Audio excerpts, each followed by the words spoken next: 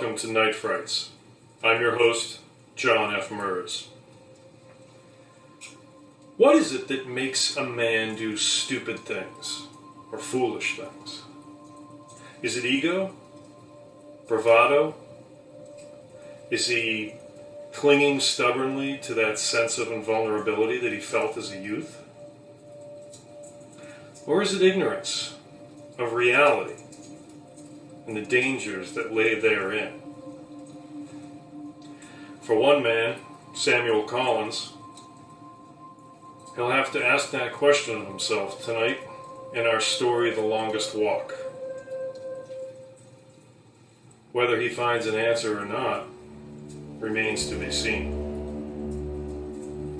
Here then is part one of The Longest Walk.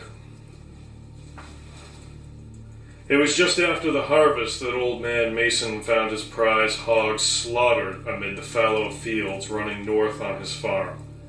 Mason had been fattening her for years, all to provide a good source of bacon for the upcoming winter, which the old folks in town said was going to be a harsh one. He cared for that pig almost as if she was one of his children, feeding her better than most of his other animals, until the sow could barely move on her own. Jebediah Davis had once remarked that he was going to need a wheelbarrow to cart the beast around in soon enough if he didn't kill her and be done with it. But Mason had simply shaken his head and muttered something about needing time. Well, time had run out, and well before Mason himself could take a knife to the sow's throat and dispatch her, some other creature had slain the hog and devoured most of it. When the old man found what was left, it took him full on near a day to decide if it was really her.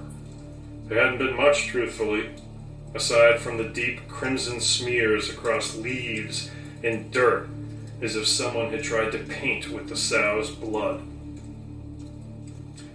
Which is what brought Mason down to the tavern on Main Street in Medfield this night, wallowing into a deep tankard of ale, as he grew increasingly despondent about how cruel fate had snatched away any chance of being able to enjoy bacon on winter mornings when the weather was bitterly cold and blowing in from the northeast. Samuel Collins watched him from across the tavern and shook his head. Poor man, that pig was more to him than a beast for the slaughter. He doted on that thing almost unnatural-like. Should have slaughtered it last year, said Baker, who owned the farm running south of town close to Walpole.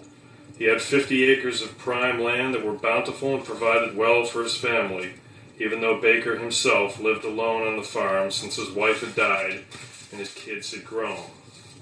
Rumor was that every cent he earned went to some sort of bank in Boston, but Collins wasn't sure whether it was true or not.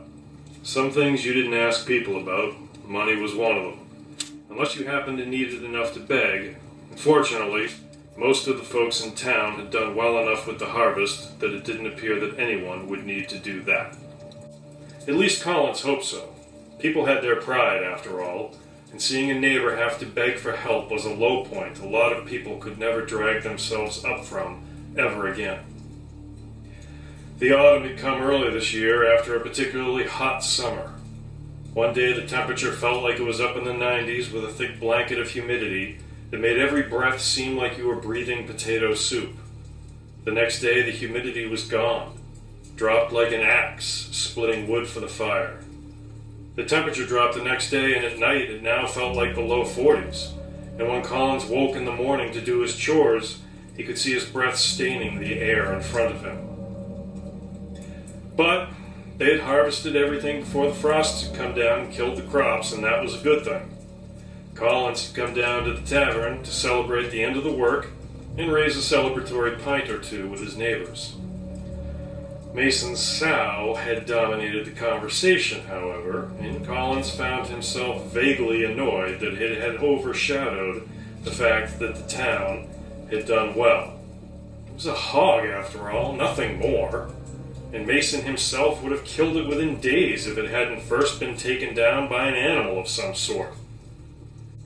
Wolf had been the pronouncement from the majority of folks clustered around the tavern that night, A small fire blazed in the hearth, as it wasn't yet cold enough to warrant a full blaze, and its glow was buttressed by several thick candles, winnowing as flames licked down the wicks toward the pewter bases that held them. "Ain't seen a wolf around here in years," said Chambers. "Must have been a coyote." But Davis shook his head. "I saw the tracks. It was a wolf, all right, and a big one at that. Mind my words, you'd all best look after your livestock, or you'll find them falling prey to it also. Once a wolf like that thinks the eating's good, it's liable to stay around." Collins frowned. He had several hogs that might look appetizing to a wolf, and if they were locked up, he had a number of cows as well. He took 3 extra gulps and put his empty tankard down. "I'm off then." Baker looked up in surprise. "Leaving already?" Collins shrugged. "I don't like the idea of a wolf prowling these parts. I want to make sure I lock things up good and tight. I can't afford to lose any of my animals." Baker nodded and took a final sip of his ale. "I may as well head home myself. I'll walk with you if you don't mind. At least till we part ways." Collins nodded. He didn't mind the prospect of company. It was dark outside, and the thought of a large wolf in the area made him nervous. He waited until Baker paid his tab, and then they slid out the front door, pulling it shut behind them as they did so. Ahead, the darkness waited. That concludes the first part of The Longest Walk. Join us next week for part 2. For Night Frights, I'm Jon F. Merz.